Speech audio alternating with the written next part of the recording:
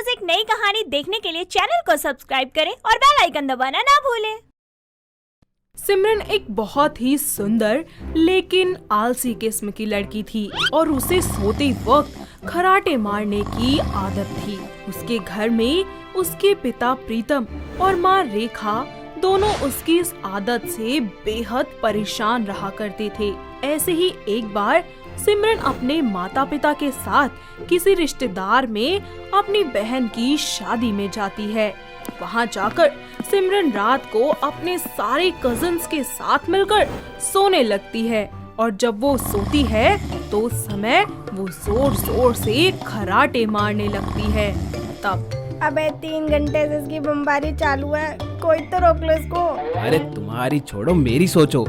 दिन में ये घर के काम और रात को इसके खराटे।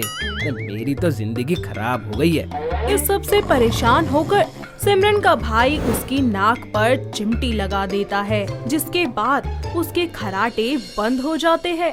अगले दिन तैयार होकर सभी लोग शादी में चले जाते हैं। वहाँ एक नमन नाम का लड़का उसकी खूबसूरती देखकर उसकी तारीफ करने उसके पास जाता है। हे, मेरा नाम नमन है। हाय, I am Simran. Oh wow, अपने नाम की तरह आप भी कितनी सुंदर हैं। थैंक यू जी। वैसे आप कौन हैं?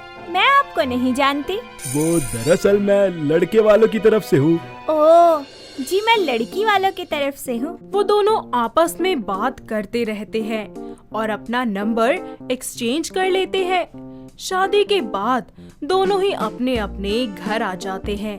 उनकी बातों और मुलाकातों का सिलसिला यूं ही चलता रहता है और धीरे धीरे उनके बीच की नजदीकियां बढ़ जाती हैं और वो एक दूसरे से प्यार करने लगते हैं। साथ ही शादी करने का फैसला भी करते हैं और अपने परिवार वालों को इस सब के बारे में बता देते हैं। नमन और उसकी माँ देवयानी सिमरन को देखने उनके घर आते हैं।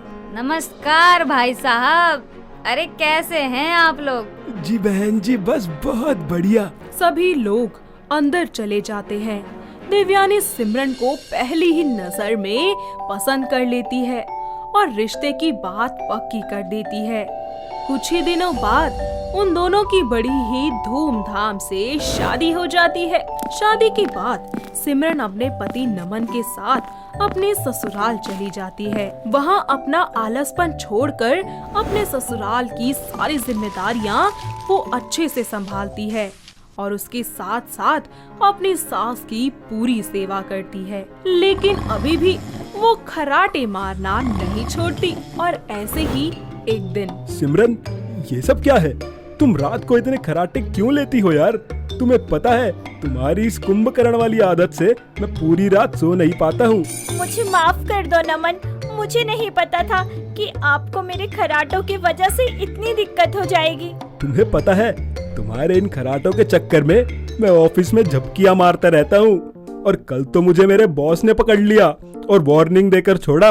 अब मैं क्या करूं? अगर मुझे आते हैं तो खराटे, अपने नाक पर चिमटियां लगाकर सो जाऊं क्या? नमन वहाँ से गुस्से में चला जाता है और अपना बिस्तर लेकर दूसरे कमरे में सोने लगता है।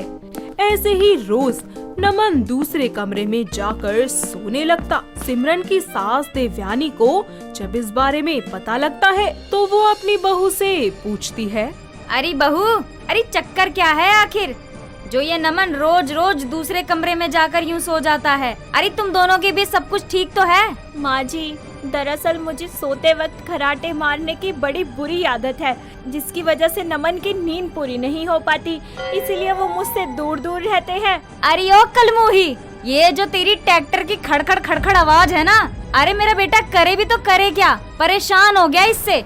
एक तो सारा दिन काम करता रहता है और ऊपर से रात को आए तो तेरी ये ट्रैक्टर की आवाज जो कि उसको सोने नहीं देती। तो मैं क्या करूं माँ जी, मुझे कुछ भी समझ नहीं आ रहा।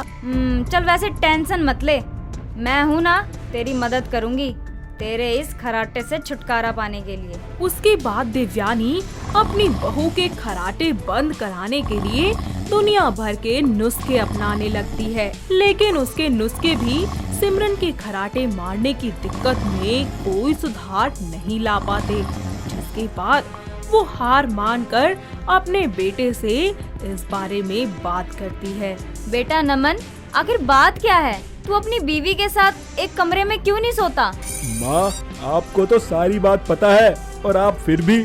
हाँ बेटा, मैं जानती हूँ कि वो खराटे लेती है, तो तू एक काम करना, अपने दोनों कानों में रुई डाल के सो जा। माँ बस भी करो। अरे आपको पता है ये पूरी रात अपना ट्रैक्टर चालू रखती है।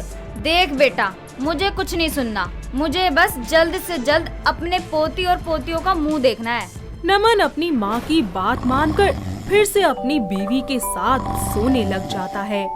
वक्त बीतता जाता है और एक दिन सिमरन को पता चलता है कि वो प्रेग्नेंट है। वो ये खुशखबरी जल्दी से अपनी सास को सुनाती है, जिसे सुनकर उसकी सास बहुत ही ज्यादा खुश होती है और कुछ ही महीने यूं ही बीत जाते हैं। देवयानी अपनी बहू की गोद भराई की रस्म रखती है, जिसमें काफी सारे रिश्तेदार भी आते हैं। रस्म के बाद कुछ रिश्तेदार उनके घर में उन्हीं के साथ ठहर जाते हैं। रात को जब वो सभी लोग सो रहे होते हैं, तब सिमरन सोते वक्त जोर जोर से खराटे लेने लगती है।